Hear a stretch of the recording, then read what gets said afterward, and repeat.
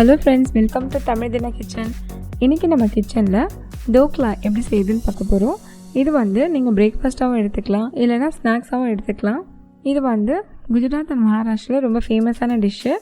இது நீங்கள் உங்கள் வீட்டில் இருக்க பொருட்களை வச்சு ரொம்ப ஈஸியாக செஞ்சிடலாம். வாங்க எப்படி செய்யுதுன்னு பார்க்கலாம். இதுக்கு ஃபஸ்ட்டு தேவையான பொருட்கள் என்னென்னு பார்க்கலாம். இதுக்கு நான் 1/2 கப் அரிசி எடுத்துருக்கேன். நீங்கள் எந்த அரிசி வேணாலும் யூஸ் பண்ணிக்கலாம். 1/4 கப் கடலைப்பருப்பு, 2 டேபிள் ஸ்பூன் பாசிப்பருப்பு, 2 டேபிள் ஸ்பூன் உளுந்து, அப்புறமா 2 பச்சை மிளகாய், 1 துண்டு இஞ்சி, தயிர் 1/4 கப்பு, பச்சை மிளகாய் 2, கொஞ்சமாக கருவேப்பிலை, கடுகு, சீரகம், பெருங்காயம், எள்ளு, மஞ்சள் தூள், உப்பு, 1 பச்சை மிளகாவை சின்னதாக கட் பண்ணி வச்சுருக்கேன். அதுக்கப்புறம் கொஞ்சமாக சமையல் சோடா, அப்புறம் சர்க்கரை, எலுமிச்சை, ஒரு பாதி எலுமிச்சை பழம் எடுத்துருக்கேன். அதுக்கப்புறம் கொத்தமல்லியை சின்னதாக கட் பண்ணி வச்சுருக்கேன். அப்புறம் கொஞ்சம் தேங்காய் துருவல். வாங்க எப்படி செய்யுதுன்னு பார்க்கலாம். இதுக்காக நான் இந்த அரிசி, கடலைப்பருப்பு, உளுந்து, பாசிப்பருப்பு இது எல்லாத்தையும் நல்லா கழுவி 4லேருந்து 5 மணி நேரம் ஊற வைக்கணும். இப்போது 5 மணி நேரம் ஆயிடுச்சு. அரைச்சி எடுத்துக்க போகிறேன். இது கூடவே 2 பச்சை மிளகாவையும் 1 துண்டு இஞ்சியும் சேர்த்து அரைச்சிக்கிறேன். இது ரொம்ப ஸ்மூத்தாக இருக்கணும்னு அவசியம் இல்லை. கொஞ்சம் இட்லி மாவுக்கு வர மாதிரி கொஞ்சம் ரவராவையாக இருக்கணும்.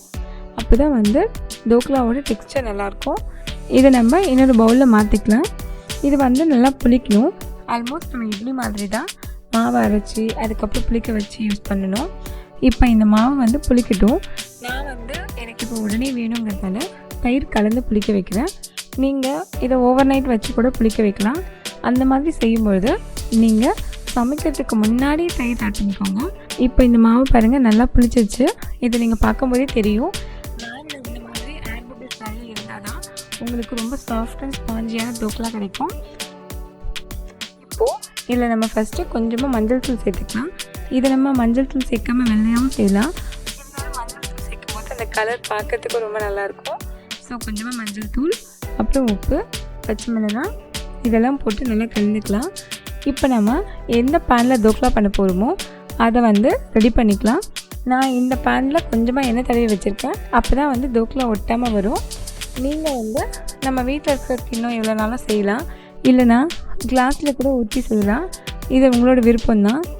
நம்ம பேட்டர் ஊற்றுறதுக்கு முன்னாடியே ஃபஸ்ட்டு ஸ்டீமுக்கு ரெடி பண்ணிடணும்.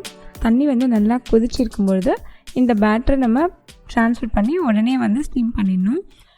இப்போ இந்த பேட்டரில் நம்ம கொஞ்சமாக சமையல் சோடாவை சேர்த்துக்கலாம். இப்போ தான் தோக்லா ரொம்ப ஸ்பாஞ்சியாக வரும். இதை உடனே நம்ம இந்த பேனில் மாற்றிக்கலாம். ஆல்ரெடி ரெடியாக இருக்க ஸ்டீமில் இதை நம்ம வச்சிடலாம். இது ஒரு 15லேருந்து 20 நிமிஷம் ஆகும் வேகிறதுக்கு.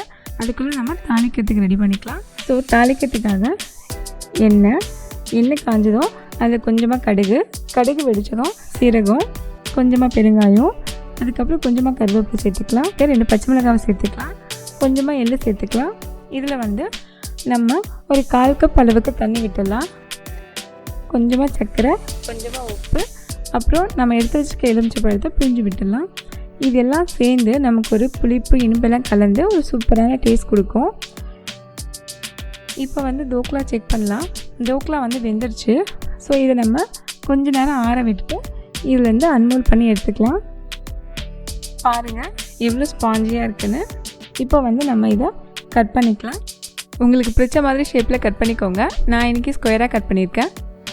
நம்ம ஆல்ரெடி ரெடி பண்ணி வச்சுருக்க சிரப் இருக்குல்ல, அதை இது மேலே நம்ம விட்டுக்கலாம்.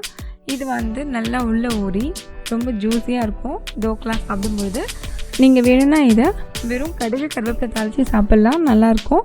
இருந்தாலும் இதெல்லாம் சேர்ந்து செய்யும்போது இது இன்னும் கொஞ்சம் சூப்பர் டேஸ்ட்டாக இருக்கும். இதுக்கு மேலே நம்ம கொத்தமல்லி, தேங்காவை தூவிக்கலாம். அவ்வளோதான் ஃப்ரெண்ட்ஸ், தோக்லா ரெடி ஆயிடுச்சு. இதுக்கு நான் தேங்காய் சட்னியும் கார சட்னியும் செஞ்சுருக்கேன். நார்மலாக நீங்கள் இது எந்த சைட் டிஷ் இல்லாமல் கூட சாப்பிட்லாம், நல்லாயிருக்கும். நான் இதை பிரேக்ஃபாஸ்ட்காக செஞ்சுருக்கேன். நீங்களும் உங்கள் குழந்தைங்களுக்கு பிரேக்ஃபாஸ்ட்டாவோ இல்லை ஸ்நாக்ஸாவோ இதை கொடுத்து பாருங்கள். டெய்லி சாப்பிட்ற இட்லி தோசையிலேருந்து வித்தியாசமாக இருக்கும். அவங்களும் விரும்பி சாப்பிடுவாங்க. இதை கண்டிப்பாக நீங்களும் ட்ரை பண்ணி பாருங்கள். இதை ரொம்ப சிம்பிளாக நம்ம வீட்டில் இருக்க பொருட்களை வச்சே செய்யலாம். எப்படி வந்துச்சுன்னு சொல்லி கமெண்ட்டில் சொல்லுங்கள். இந்த வீடியோ உங்களுக்கு பிடிச்சிருந்துச்சுன்னா லைக் பண்ணுங்கள், உங்கள் ஃப்ரெண்ட்ஸுக்கும் ஷேர் பண்ணுங்கள். இந்த மாதிரி உங்களுக்கு நிறைய வீடியோஸ் வேணும்னா நம்மளோட சேனலுக்கு சப்ஸ்கிரைப் பண்ணுங்கள். வேறு ஏதாச்சும் ரெசிபி உங்களுக்கு வேணும்னாலும் கமெண்ட்டில் சொல்லுங்கள். அதை நாங்கள் கூடிய சீக்கிரம் கண்டிப்பாக அப்லோட் பண்ணுறோம். தேங்க்ஸ் ஃபார் வாட்சிங்.